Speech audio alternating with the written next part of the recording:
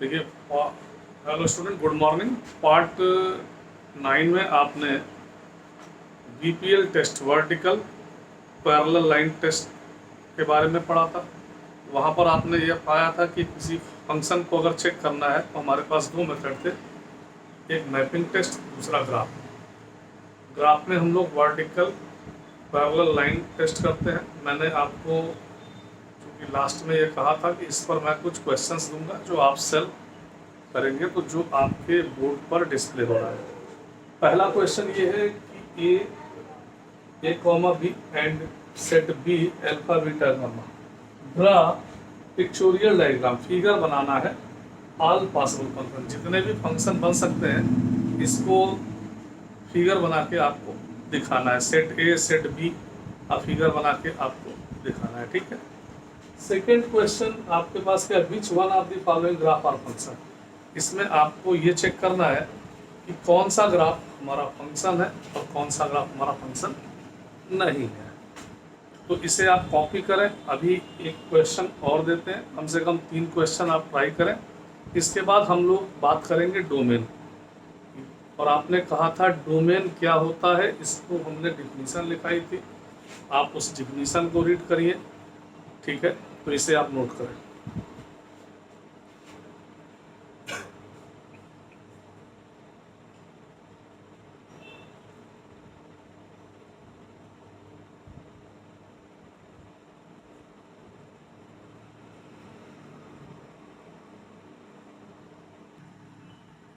Question 3 आपके screen पे display है। If f x equal to 4 power x 4 की power x plus 2, then so that f x plus f 1 minus x equal to 1। इसे prove करना, ये as a homework दिया गया है, आप इसे सॉल्व करें। और अगर आपको प्रॉब्लम होगी तो नेक्स्ट लेक्चर में इसका सलूशन भी आपको प्रोवाइड कर दिया जाएगा। तो इस तरह से आपने ये देखा कि हम यह भी चेक कर सकते हैं कि कोई एक्सप्रेशन फंक्शन है कि रिलेशन है। आज हम छोटे छोटे क्वेश्चन की बात करते हैं जो आप बहुत इजी होंगे, आप उसको सेल्फ सॉल्व कर सकते हैं। लेकिन इस पर हम डिस्कस करते हैं, डोमेन की बात करते हैं कि किसी भी फंक्शन का हम डोमेन कैसे फाइंड करते हैं। डोमेन मतलब कि फंक्शन की वह वैल्यू, एक्स की वह वैल्यू जिस पर फंक्शन डिफाइंड है। तो आइए एक क्वेश्चन आपके सामने लेते हैं, find domain. Find the domain of function. For example, find domain of function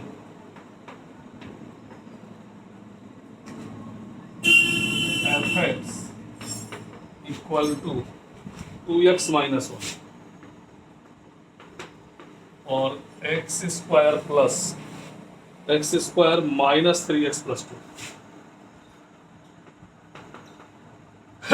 इसमें हमें आपको फंक्शन फाइंड करना है।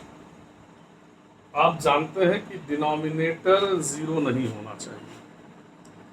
अगर डिनोमिनेटर 0 नहीं होगा, सपोज इफ डिनोमिनेटर 0, अगर हमने डिनोमिनेटर को 0 ले लिया तो हमें x माइनस 1 और x माइनस 2, देखिए हमारा ये फैक्टर आएगा एक्स स्क्वायर माइनस का 2x माइनस का x और प्लस का 2 इक्वल टू 0।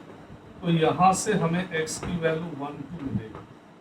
अगर हम यहाँ पर x की वैल्यू 1 पुट कर दें तो हमारा फंक्शन डिफाइंड नहीं होगा, क्योंकि आपने कहा है डिनोमिनेटर में अगर 0 है तो फंक्शन अनडिफाइंड होता है। तो इसलिए यहाँ पर 1 नहीं होना चाहिए और 2 नहीं होना चाहिए।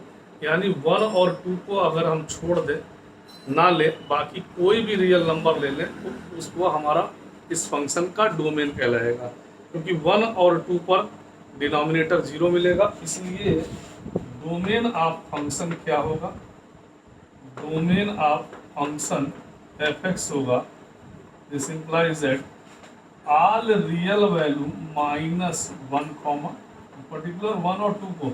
और हमने आपको जब क्लोज ओपन दिखाया था वहाँ यह भी बताया था कि 1 और 2 को पर्टिकुलर अगर पॉइंट लेने हैं तो इनको छोड़ लें, तो सभी रियल वैल्यू पर फंक्शन डिफाइंड है 1 और 2 को छोड़कर, क्योंकि 1 और 2 लेने पर हमारा डिनोमिनेटर 0 होगा। इसको आप समझ रहे होंगे, तो आप इसे नोट करें और आइए नेक्स्ट क्वेश्चन पर डिस्कस करते हैं।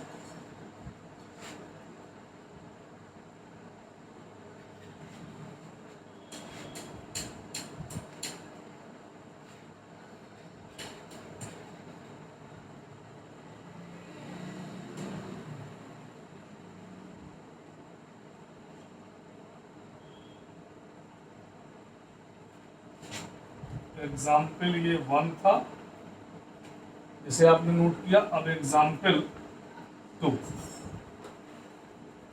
Find the domain of function. Suppose आपने अगर ऐसे ले लिया 3x+1 और x² + 2, 3x+1 अपान x² + 2। आप सेल्फ करें, इसे खुद सॉल्व करें और बताएं कि फंक्शन डिफाइंड होगा कि इसका क्या डोमेन होगा। देखिए यहाँ पर भी आप एक बात यही कहेंगे कि डिनोमिनेटर 0 नहीं होना चाहिए, और अगर डिनोमिनेटर को हम 0 2 मिनट के लिए कर दें तो x² की वैल्यू -2 है, तो दैट इज नॉट रियल। क्यों? क्योंकि x की वैल्यू x² या 0 तब होगा जब x² का मान हम -2 लेंगे, पर x तो रियल वैल्यू है, और अगर x रियल वैल्यू है तो अगर हम कोई भी रियल नंबर x की जगह पुट कर दें तो ये हमारा डिनोमिनेटर 0 नहीं होगा। इसलिए इस फंक्शन का जो डोमेन होगा, domain of function f(x) x element of R। Clear होगी मेरी बात समझ रहा है ना? ये इमेजिनरी में चला गया ना, और हम रियल वैल्यू पे डिफाइन करते हैं। x का रियल वास्तविक मान पर हम चेक करते हैं। अगर किसी फंक्शन में x की रियल वैल्यू पुट करने पर फंक्शन डिफाइंड है तो वह रियल वैल्यू उस फंक्शन का डोमेन होता है। तो यहाँ पर आप x का कोई भी रियल वैल्यू ले लें, डिनोमिनेटर 0 नहीं आएगा।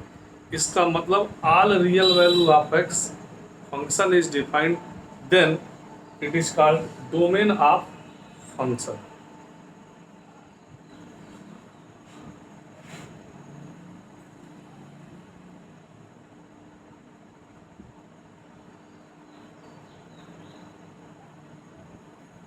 एग्जाम्पल 3 पर आते हैं।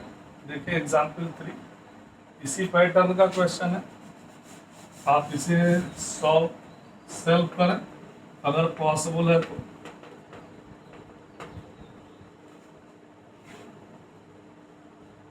f(x) अपान x² + x+1 हमें इसका डोमेन फाइंड आउट करना है। फिर आप कहेंगे कि डिनोमिनेटर 0 नहीं होना चाहिए, और अगर डिनोमिनेटर 0 होगा तो हम x का नेचर देखेंगे कि हमें x किस तरह की वैल्यू मिल रही है। ठीक है, तो अगर हमने डिनोमिनेटर को 0 किया तो आपको मालूम है, आपने ये देखा है कॉम्प्लेक्स नंबर में क्यूब रूट्स यूनिटी का जब आपने एक्सप्रेशन सॉल्व किया था तो उसमें ये आता है, और यहाँ से आपको x की वैल्यू जो मिलती थी वो -±√3i/2 मिलती थी, जिसे आप ओमेगा और ओमेगा स्क्वायर कहते थे। तो इसका मतलब ये इमेजनरी है, यानी x की वैल्यू जब हम इमेजनरी लेंगे तब डिनोमिनेटर 0 होगा, पर हमारे डोमेन में या फंक्शन में हम रियल वैल्यू की बात करते हैं, इमेजनरी की वैल्यू की बात नहीं करते। फिर भी अगर आप इसको सॉल्व करें -b + -b² -4ac/2a, और इसको जब सॉल्व करेंगे तो आपका ये आएगा, तो दैट इज नॉट रियल। तो इसका मतलब है कि x² + x+1 0 तब होगा जब हम x का मान इमेजनरी लेंगे, और फंक्शन का डोमेन हम रियल पे चेक करते हैं, तो हमें तो रियल वैल्यू लेनी है, इमेजनरी तो लेनी नहीं है। इसलिए इस फंक्शन का डोमेन जो होगा, domain of function, this implies that x element of R होगा। ऑल रियल वैल्यू पर यह फंक्शन डिफाइंड है। कहाँ डिफाइंड नहीं है? जब फंक्शन इमेजनरी में आए, तो हमें तो इमेजनरी लेना नहीं है, इसलिए इस फंक्शन का डोमेन रियल वैल्यू होगा। इसे आप कॉपी करें। आइए नेक्स्ट क्वेश्चन। पर डिस्कस करते हैं।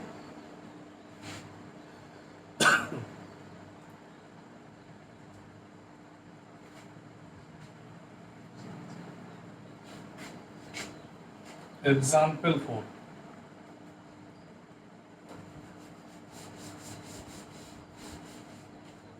Find domain of function 7c पर x। इस फंक्शन का डोमेन क्या होगा?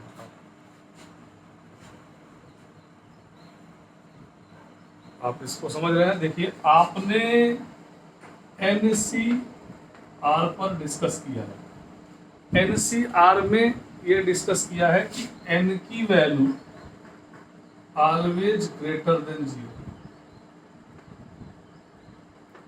क्योंकि हमारा n इंटीजर होना चाहिए और हमेशा ग्रेटर देन 0, यानी पॉजिटिव इंटीजर होना चाहिए। ठीक है, n ग्रेटर देन और इक्वल टू r, दोनों की वैल्यू सेम हो सकती है, लेकिन n हमेशा r से बड़ा होगा या बराबर होगा। कभी भी ऐसा नहीं होगा कि n छोटा हो जाए r से। और r ग्रेटर देन और इक्वल टू 0, r 0 भी हो सकता है। देखिए, NCR इतना अगर होगा तभी डिफाइंड है, अन्यथा डिफाइंड नहीं है। और इसको आप चाहें तो ऐसे भी लिख सकते हैं कंबाइन करके। तो अगर हम इस पैटर्न का यूज करें तो आप देख रहे हैं कि इसको हम क्या लिख सकते हैं, 0 greater than x greater than और इक्वल टू 7। क्लियर हो रही है मेरी बात?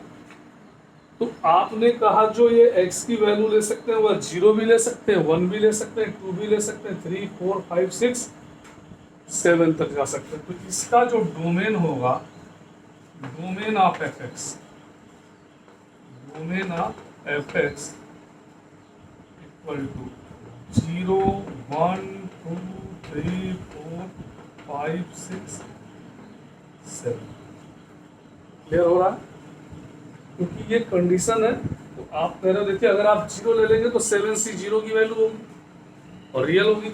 7c1, 7c2, 7c3, 7c4, 7c5, 7c7 भी हो सकता है, लेकिन 7c8 नहीं हो सकता। 7c8 नहीं हो सकता क्योंकि 7 में से हम 8 का सिलेक्शन नहीं कर सकते हैं। आइए एक एग्जाम्पल और आपको दिखाते हैं।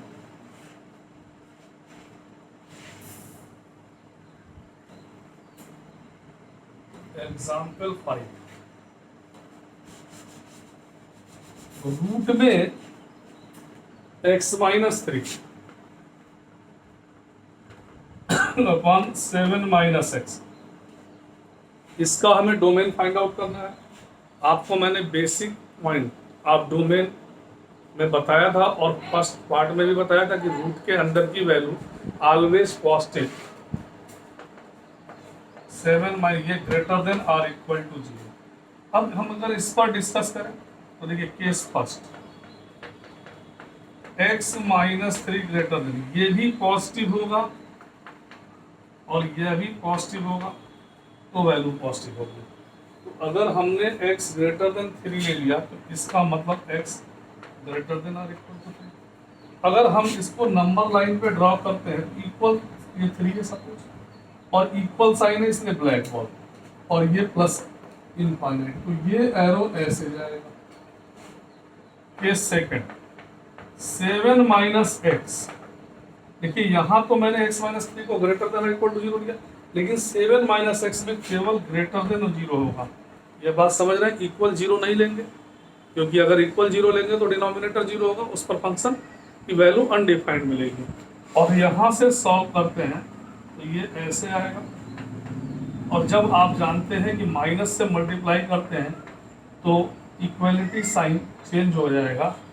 तो यहाँ अगर इसको नंबर लाइन पर लिखें, देखिए यहाँ इक्वल साइन नहीं है, इसलिए यहाँ मान लीजिए सपोज दैट 7, तो यहाँ वाइड बॉल, यानी 7 को छोड़ दें, क्योंकि अगर 7 को ले लेंगे तो 0 हो जाएगा, तो इसीलिए वाइड बॉल रिमूव करना है, क्योंकि 7 वाइड बॉल। और ये कह रहा है लेस देन, तो ये इधर जाएगा माइनस इनफाइनाइट, पर हम वो वैल्यू लेंगे जो दोनों को सेटिस्फाइड करे, नोमिनेटर को भी डिनोमिनेटर को। तो ये हमारा कॉमन पॉइंट आ रहा है। तो यही रेंज, जो यही इतनी दूरी जो है हमारा, ये डोमेन कहलाएगा। और देखिए यहाँ पर जो है ये ब्लैक बॉल है, इसलिए आप जानते हैं क्लोज इंटरवल, और ये वाइट बॉल है, यानी आप इसमें 3 ले लें तो फंक्शन डिफाइंड होगा, 4 ले लें तो फंक्शन डिफाइंड होगा, 5 ले लें तो फंक्शन डिफाइंड होगा, 6 ले लें तो, पर 7 नहीं लेंगे, क्योंकि अगर आपने 7 ले लिया तो यह वैल्यू अनडिफाइंड में आएगी। तो ये क्लियर हो रहा होगा, इसे आप कॉपी करें। नेक्स्ट में भी हम लेक्चर में डोमेन पर ही डिस्कस करेंगे, और इसे कॉपी आप जरूर कर लें। Thank you.